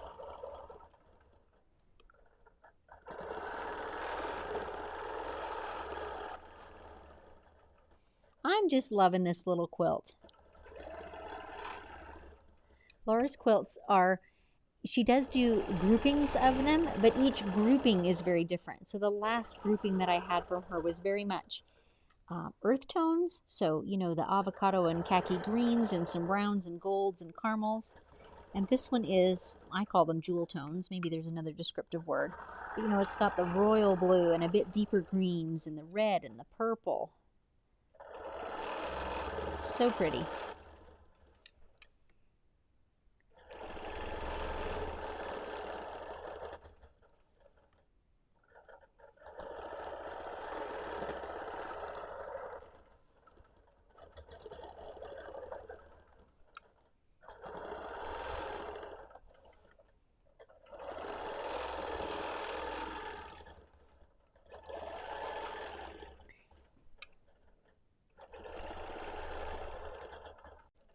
I know you can see readily the beauty of cross-hatching on squares like this, meaning that you don't have to mark them. What I don't know if you can see as well is that I'm actually adjusting as I go. Like fabric, however beautifully these quilts are sewn, and they're well pressed, they're squared up and all of that, still, fabric moves and shifts and flexes. But I'm aiming to quilt point to point. So when I get to the point of one square, I'm lining up my ruler for the point of the next one. And if it needs a little bit of adjustment, I literally do that. I literally adjust as I'm going across. So I don't just make a line from outside point to outside point, hit or miss on whatever's in between. And if you had a quilt that had less precisely lined up points, it would matter even more then, because you would still do your quilting from point to point, and it would make the piecing look even better.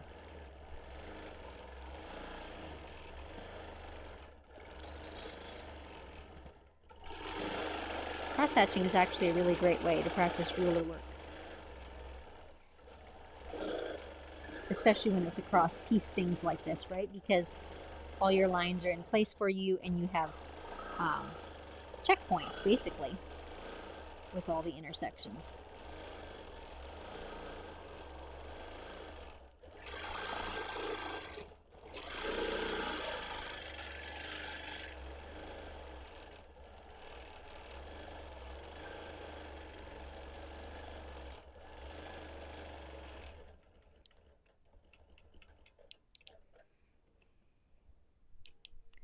Also, I want to give credit where it's due. Laura sent me a picture of a quilt she had made in the past, and another long armor had done the quilting and did something very similar to this on it. So that's where I got my idea for the little oval shapes.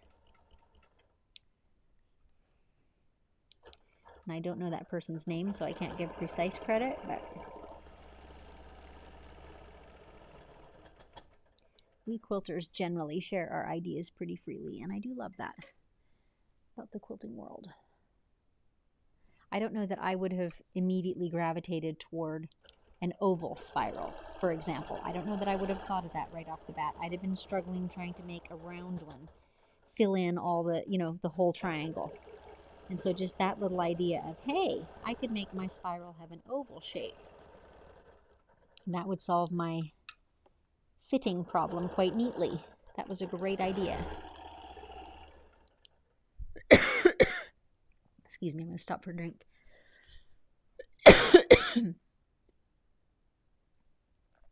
Just got a little tickle there.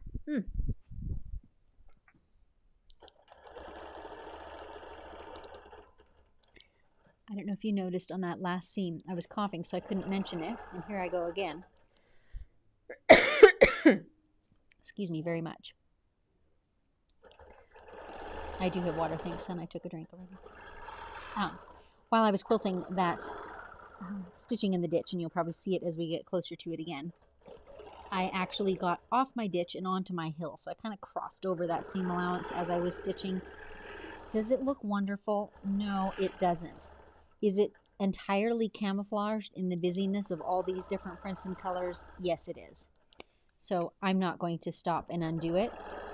Possibly if I was working on something that had, you know, all solid fabrics and I thought it really showed up and caught my eye, you know, then I might have stopped to undo it. And I'll show it to you again as we get closer.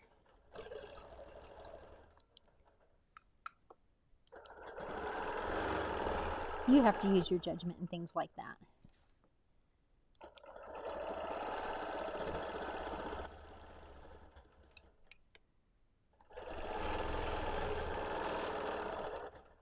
Okay, we're nearing the end of this row, so this is your last chance to pop in to the chat window with some questions, with some comments. I'd love to know if you're enjoying this, if you'd like to see more of this kind of light custom quilting.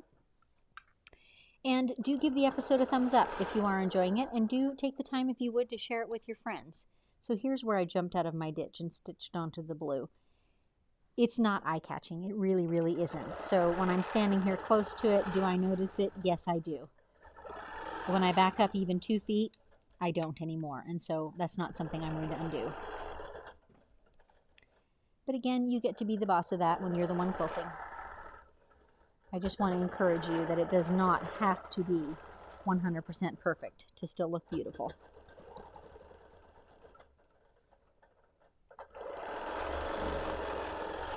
I've told the story a few times before, but telling it once more will never hurt. I was at a quilting class with a well-known teacher. We have a machine quilting league in Spokane, Washington. And so we had brought in this teacher, and she brought a whole bunch of quilts as a trunk show. And it was the most liberating experience for me, because that was the first time that I got to see up close and personal a highly respected quilter. Do you want me to move, Stella, Dave? I'm done quilting, so I'm just going to talk for a minute. It was the first opportunity I had to see a highly respected quilter and to get a close-up personal look at her quilting. And lo and behold, it was quite a long ways from perfection. It was very artistic, it was very creative, but there were a lot of points or backtracking or, you know, consistency things in it. And so that was an eye-opener for me. Like, I'm not trying to look like a computer. I'm not trying to achieve perfect quilting. I'm trying to achieve beautiful quilting. And so there was just an aha moment for me, and a level of freedom. If someone who is this highly respected calls this great quilting, then I can too. So I encourage you with that today, especially if you're a novice. Like, don't look for perfection. You're a freehand quilter, right? So look for beautiful. Okay. Someone wants to see the boo-boo again. Oh boy. You guys are going to get fixated on that, aren't you? Okay, let's see if I can put the whole seam in there. So you can kind of have something to compare it to. So it's right here. Okay, so see, I was stitching along on the hill on this side consistently, and I went from ditch to hill and back down to ditch again. And I did, and it's not perfect. And if the quilt was all light colored, or if it was, I don't know, there's times and places where that would look really obvious to me and I would have stopped and undone it and started again at this corner. But looking at all these prints and colors and fabrics and the fact that I'm stitching on the hill in other places, no one is going to see that. Like when I unload this quilt, you would have a hard time finding it if you went looking for it, knowing that it's there. So I choose to be relaxed about it. Okay. We have some questions. And if anyone wants to see the overall look, we can put that overall camera on. I think with the busyness of prints, you'll have a difficult time seeing it, but I definitely will photograph this quilt and put some photos on social media, and there will be at least one on the channel thumbnail. It just takes me a little bit of time to get good lighting and photos taken and the thumbnail made for you. Oh, look, Mr. Producer is giving me a roving camera. There's a few people who want to see your scissors holder. Okay, a couple people want to see my scissors holder too. All right, let's have a look. Okay, hang on a sec. We'll get this camera being the one on the feed. There we go. Okay, I'll move quite slowly so that you can see the stitching.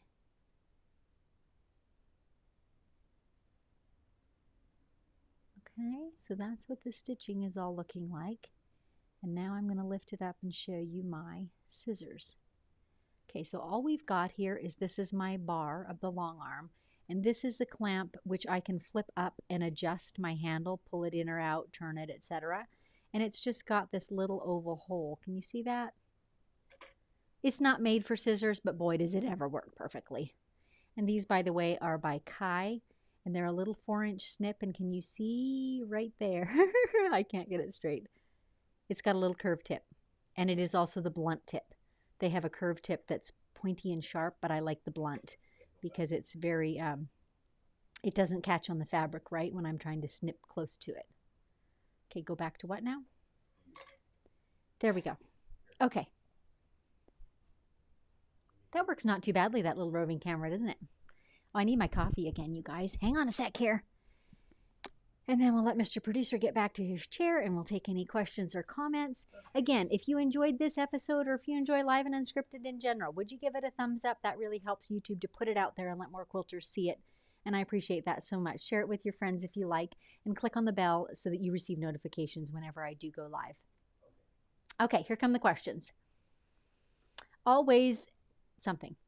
I have a Q20 sit down and haven't tried, but can you wind the bobbin while stitching? Yes, you absolutely can. So on all the BERNINA Q series machines, there's an onboard bobbin winder and it's a separate motor. So you can be stitching or not, it doesn't make any difference. The bobbin winder runs independently, which I like because you always get perfect tension on it. Anita, how long is your long arm frame? And if less than 14 feet, what's the biggest size quilt you can quilt on it? Yes, I have the 12 foot. And I recently did a 108-inch quilt, so I know I can do that. Definitely I can do a king-size quilt on it. When I considered, BERNINA does it's a 13 and a little bit. I can't remember the exact inches. They do a frame that large, and I looked at that one, and I thought, I have no need for that. I never do a quilt that's bigger than a king size, and the odd one that's even 108 inches. Like, that was a stretch, but it's doable. And I can change, you know, which way I load my quilts, and I've never had a quilt that I couldn't do so far. Okay, Florence, are you going over the stitch in the ditch? Excuse me, around the 9 patch. Yes, I am. Yes, I am. So initially I went around the whole block, square, and then as I was zigzagging, right, my travel bits, I ended up backtracking over one whole edge of the block. So you'll see that on the wrong side of the quilt, that one whole edge has got some backtracking on it. But it's just 2 layers of stitching, so it's very manageable, I think.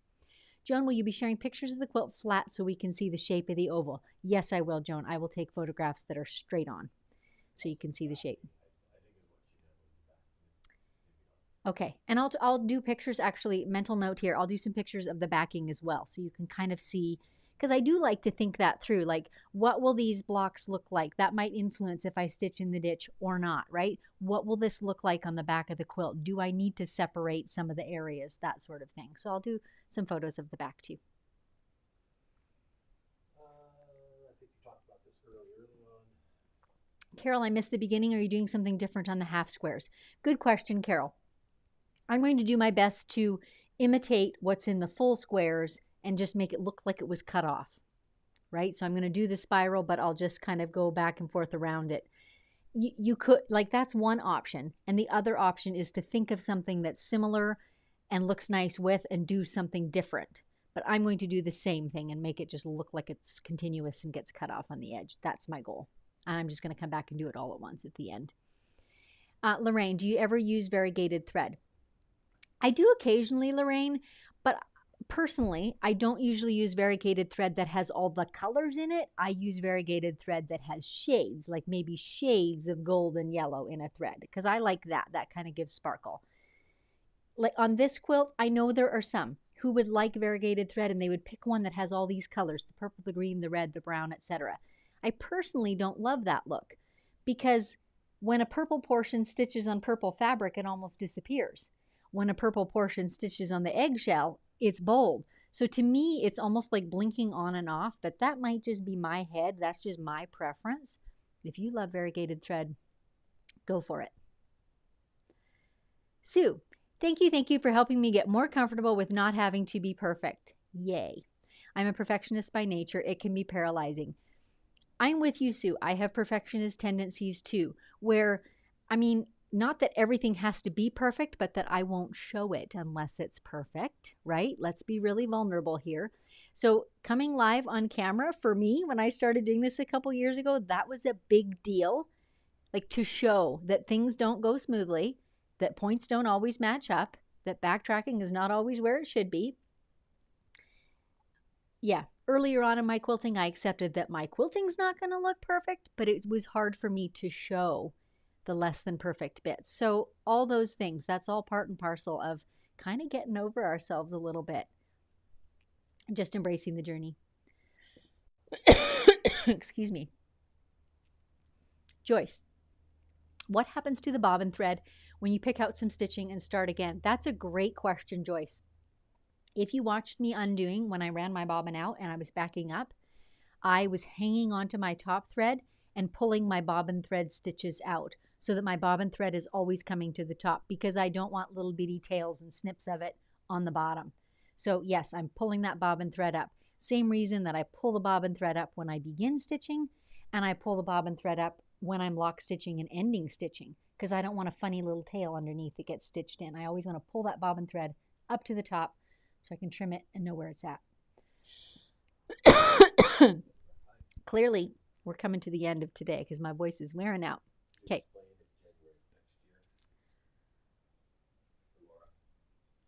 Laura is saying, I won't be able to go to your first cruise, but hopefully if you have more, I can make the next one. Lots of family stuff going on, which I can fully appreciate, Laura. I just want to make the comment to be very sure you guys get this. The cruise is a year away. It's in January of 2025. It's confusing because it's January 18 to 25 of 2025, but it's a full year away. So just make sure you got that. Sue, what do you set your handle buttons to? There are so many choices. There absolutely are, Sue. And personally, on the BERNINA, we have 4 choices. We've got a 1 and a 2 with our left thumb and a 1 and a 2 with our right one. I usually just set my right one. I've got lock stitch on one and start and stop on the other. That's my preference. I seldom change the left one, but occasionally I will if I'm doing a specialty type quilting. We can put other things on it like single needle up, like instead of a full revolution, right? Down, up. I don't even remember what all the other choices are. Starting and stopping, let's see. Well, now's not a good moment to look at it. But anyway, those are my choices. Long answer for short question. I do that a lot, don't I? Denise, did you use channel lock for every row on the K-facet quilt? I did, Denise. That's the one you see behind me here. And on some of these lighter fabrics right there, you can see the lines. They're about a 1/2 inch spaced. I do have a channel lock, and so that was easy for me to do. And a couple people put in questions on, I did a little YouTube live, and they asked, what would you do if you don't have channel lock? So one of my answers was, I've done a few quilts that have a similar look, but a little more casual, where I've done a straight line only every so often, every 6 or 8 or 10 inches. And you could do that with a ruler, right? Any machine you can use a ruler at. So I actually laid down a couple of them, line here, line here, line here. And then in between, I freehanded them, and I purposely made them a little wavy and a little relaxed. But having the straight ones kept everything on the parallel. You know, it didn't run uphill and so forth. So that would be an option if you don't have a channel lock. But yes, I did use one. Betsy, is that a phone that you're using as a camera? If so, what type and model number? It is an iPhone. Right now, we've got a 14 on, but the one I was roving with, yeah, that was your current one. That was your 14. Betsy, we have a series of iPhones. We have 5 or 6 of them on the go, and I think the oldest is an 11. And, oh, Mr. Producer is saying the oldest one is a 7. And honestly, Betsy, when we started doing these lives, that's all we had was iPhones, and we ran with 3 or 4 of those for quite a long time before we invested in cameras. And they do pretty well. They do pretty well. So I think any smartphone, honestly, will give you a good result. Florence, sorry about asking a lot of questions. I've only done 4 quilts on a long arm, so you're really teaching me. I so appreciate it. You are so welcome, Florence. Seriously, that's why I'm here. That's why Live and Unscripted started, because I remember the solitary nature of trying to make decisions the long arm. When you don't have someone, you're not ever working beside someone to ask the questions and see how they do it. So hopefully this fills that need for you. Margaret, enjoy your show. Could you explain the flat and hill stitching in the ditch? Sure, I'll try to. A lot of times on quilts, seams are pressed to one side. So the term hill and ditch would only apply to those seams. So when that seam allowance is pressed to one side, as you can imagine, the side where it's not is lower, flatter. That's the ditch. Ideally, that's where you stitch. But sometimes you end up stitching on the hill, which is where the seam allowance is underneath it, so it's a little bit thicker, a little bit fatter. So I talked about that choice as it related to this quilt today, whether or not I was in ditch or hill. But stitching in the ditch usually refers to that, the lower side of a seam allowance. Linda, when your quilting runs off the edge of the quilt, do you ever go back and reinforce stitching all the way around your quilt? Excuse me. Do you know, I always have my basting around the quilt as I'm doing it, Linda, although that comes before the quilting stitching. I really try to keep my stitching within those, the basting lines so that the edges don't get cut off. And if you watched my Q-matic or digitized episode last week, I talked about that a little bit. I endeavor to keep the stitching within because I don't love the thought of cut threads that are running off. So no, I've never gone back and reinforced them. My effort is made on the end of not having a lot of stitching lines that are snipped, that run off the edge. That's how I do it. Laura, thanks again, Susan, for bringing your magic to my quilts. This is Laura, to whom the quilt belongs.